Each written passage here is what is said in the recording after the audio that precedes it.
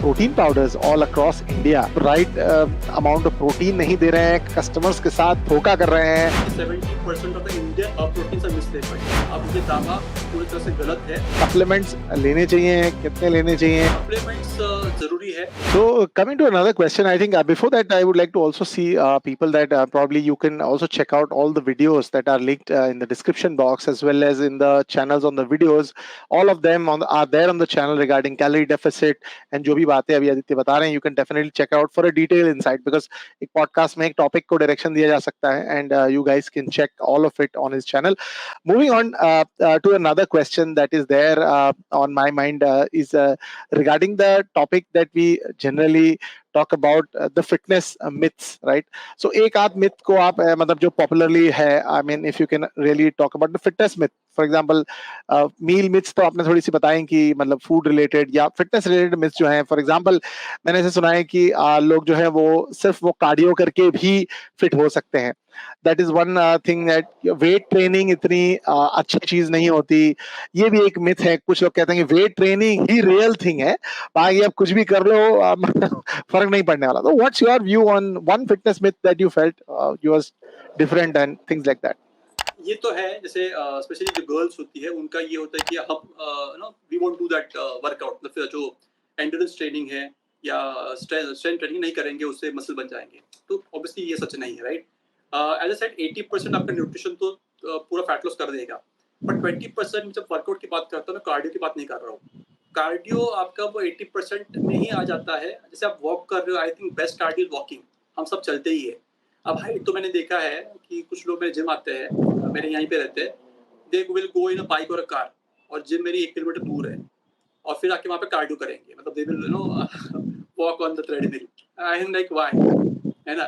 चल के आ जाओ, 2 किलोमीटर आपके ना हो जाएंगे। तो cardio is not a part of that. आपको स्ट्रेंथ ट्रेनिंग करनी चाहिए। अब क्यों करनी चाहिए बता रहा हूँ। सी जैसे आप ओल्ड होते हो, आपका मसल लॉस होना शुरू हो जाता है, उसकी वजह से जो दिक्कतें आती है ना, आर्थराइटिस, ये सब इश्यूज होते हैं।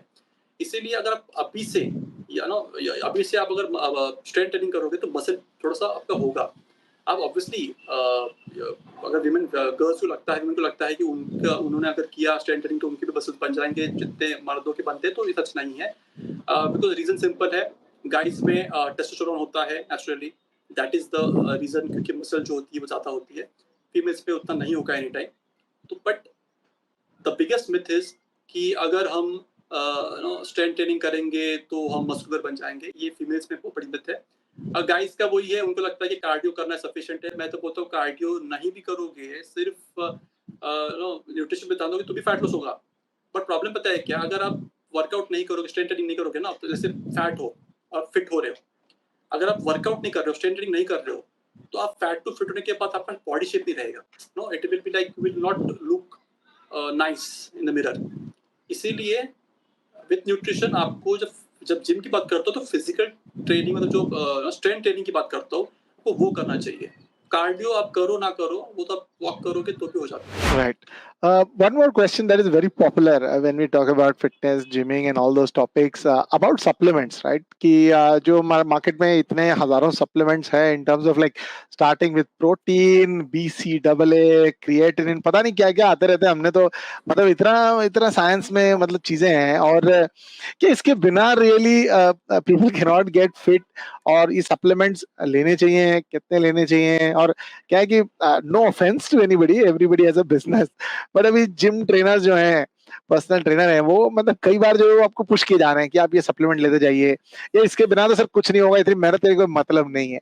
What's your view on supplements and are you taking any supplements? Let's put it honestly to the audience that are you taking any supplements and if you can share your experience on its topic. Yes yes yes, supplements जरूरी है, but सारे नहीं। बताओ कौन सा जरूरी है। अब प्रोटीन को आप सप्लीमेंट मानो या ना मानो आपके ऊपर है, but yes, protein as supplement.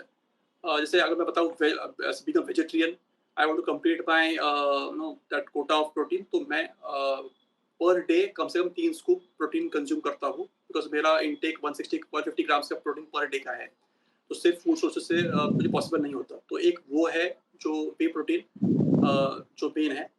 सबसे तो अगर मैं बोलूँ, एक रिकमेंड करूँ अगर लेना चाहिए, तो है क्रिएटिन।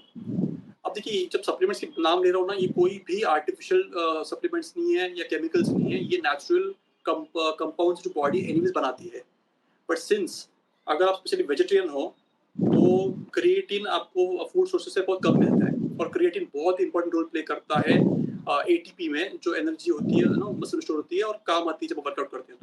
तो अगर आप क्रिएटिन लोगे तो आपका स्ट्रेंथ एंड्योरेंस बहुत बढ़ जाता है, तो it actually gives you a lot of benefit.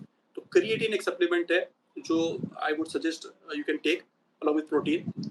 और उसके अलावा जो मैं सप्लीमेंट्स आई थिंक BCAA, अगर उस पर बहुत सी लोगों की राय है। सी BCAA बेसिकली अमीनो एसिड्स है, राइट। वो एनीवेज अगर प्रोटीन आप ले रहे हो, वे प्रोटीन ले रहे हो या प्रोटीन कंज्यूम जनरली भी कर रहे हो फूड सोर्सेज से, तो वो मिल जाता है आपको।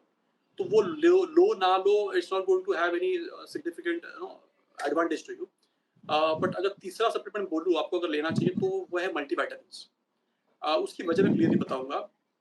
क्या हो रहा है ना, देखियो आजकल हम जो फूड कंज्यूम कर रहे हैं ना, वो because of all this fertilizers और ये ना, वो उतना न्यूट्रिशियस नहीं रहा है। मतलब अगर आप बात करो एक एप्पल का जो न्यूट्रिशन वैल्यू है वो पहले जैसा नहीं रहा है, right.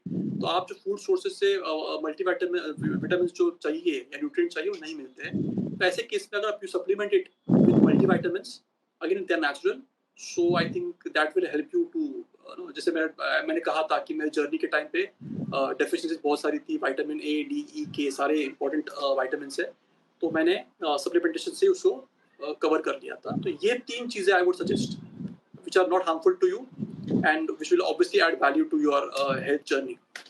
So yeah, supplement are not must, but yeah, they are preferred. अभी रिसेंटली एक आर्टिकल भी आया था रिगार्डिंग द वे प्रोटीन्स और I think the protein powders all across India जो हैं जो मतलब राइट अमाउंट ऑफ प्रोटीन नहीं दे रहे हैं, कस्टमर्स के साथ धोखा कर रहे हैं। और मतलब ये अब पिछले कुछ दिनों में काफी ज्यादा चर्चा में था, काफी न्यूज आर्टिकल्स कवर कर, I think 65% of 70%. Indian, I think 75%, या हेडलाइन ऐसी है 70% of Indian proteins are mislabelled. अब भाई जिस ये पॉडकास्ट पे आने के पहले ही मैंने वीडियो डाला है इसी को लेकर। अब मैं बताता हूँ, वो जो भी रिसर्च किया गया है, उस रिसर्च का नाम है सिटीजन्स प्रोटीन प्रोजेक्ट। अब उसका दावा है कि 70% of the Indian proteins are mislabelled. अब ये दावा पूरी तरह से गलत है। मैं कुछ 2 मिनट में एक्सप्लेन कर दूंगा, मैंने जो पूरा वीडियो बना रखा है, जिनको देखना है वो जाके डिटेल चेक करें कि सारे फैक्ट्स मैंने बताए हैं।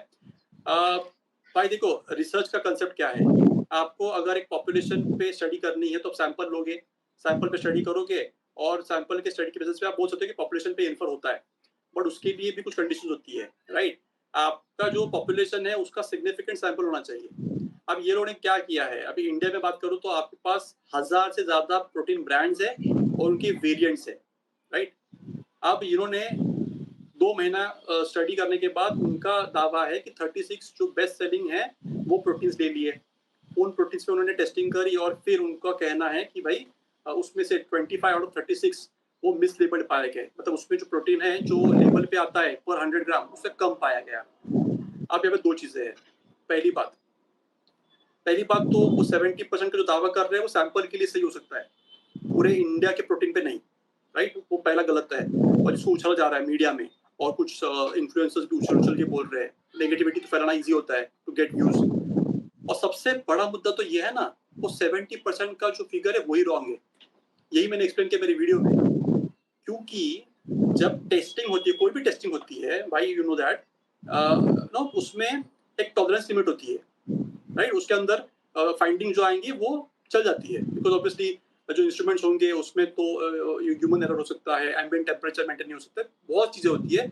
अब जब हम प्रोटीन की बात करते हैं टेस्टिंग की, तो नाइट्रोजन कंटेंट पे टेस्टिंग होती है। उसका जो परमिसिबल लिमिट है ना वेरिएशन का, वो ही 10 to 15% का है। और वो पता नहीं क्यों, इंटेंशनली अनइंटेंशनली उन्होंने उस पूरे रिपोर्ट में कहीं वो इंक्लूड ही नहीं किया है, और वो 70% इसलिए आया। द मोमेंट मैंने उसको इंक्लूड कर दिया, आप बिलीव नहीं करोगे, वो 70% से आंकड़ा जो है ना 8% पे आ गया। सिर्फ 3 ऐसे ब्रांड्स उसमें हैं जिनका जो वेरिएशन है वो बहुत ज्यादा है, 50% के ऊपर है, मान लेता हूँ मैं। But that means 8% of the sample is mislabelled, और वो भी सैंपल का 8%, पूरे इंडिया के प्रोटीन का नहीं। तो बस यही फैक्ट